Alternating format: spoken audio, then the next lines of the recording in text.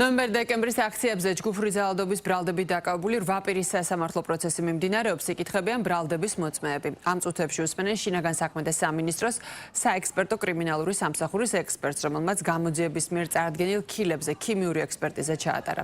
მისი ცნობით აღნიშნული სითხე, ნავთობპროდუქტი, ბენზინი და საღებავები აღმოჩნდა, მისივე თქმით, ქილების ნაწილს ბენზინთან ერთად ჰქონდა ნაჭერიც.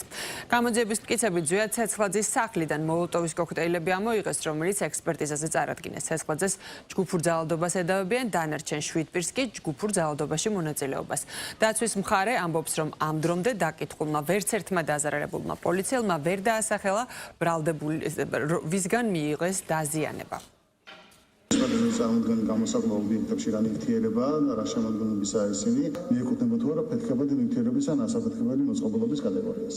პაკეტში აღმოჩნდა 2 ცალი თუნუქის ქილა, წარწერით ოქსიკ ენამელ, წითელი ფერის შიგთავსით, 3 ცალი აეროზოლი, წარწერით GNC და 1 ცალი აერის გამოწვევადი აეროზოლი ცალიან მდგომარეობაში, გამჭვირვალე პოლიეთილენის მასალის ბავშვი წარწერით რუსულენოვანი წარწერით რასტვალი წელ, წითელი ფერის ხუბით, მაშინ მოთავსებული იყო უფერო სითხე, გამჭვირვალე პოლიეთილენის მასალის თოთხლი, ასევე წარწერით რუსულენოვანი წარწერით ჟიტკოს. ვერც ერთი დაკითხული პოლიციელი ვერ ახდენს იმ პირის იდენტიფიცირებას, ვისაც ვისი მხრიდანაც მათ დაზიანება მიიღეს, ძალიან პირდაპირ კითხვაზე ვის მიმართ აქვთ მათ პრეტენზია, პასუხი არის აბსტრაქტული, რომ თუ დადგინდება, რომ წარმოდგენილი ბრალდებულები არიან ის პირები, ვინც მათ დაზიანება მიაყენეს, შესაბამისად მათ მიმართ ექნებათ პრეტენზია.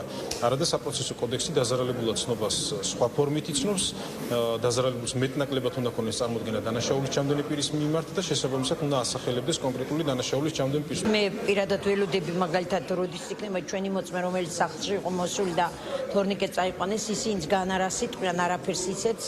მაინტერესებს თუ იტყვიან იმას, რომ დროშა წაიღეს საქართველოს დროშა სახლიდან, რომელიც იყო ჩემი კერძო საკუთრება. მასკარადი გრძელდება, რომელსაც არანაირი საერთო არა აქვს მართლმსაჯულებასთან. რა თქმა უნდა, იქნებიან მოწმეები მოყვანილი, რომლებიც თავს დაზარალებულად ცნობენ და ზოგადად ასეა ცნობილი, თუმცა საკუთარი საქმის მასალებიც კი არ იციან. ვერცერთ ბრალდებულს ვერ ცნობენ, ხელს ვერავის ვერ ადებენ, იმასაც კი ვერ ამბობენ, რომ რომელიმე მათგანი იმ დღეს როცა ესენი დაზარალდნენ, რომელიმე მათგანი აქციაზე თუ იყო საერთოდ, აქედან გამომდინარე, კავშირი მათ ზიანსა და ბრალდებულებს შორის არანაირად არ დგინდება.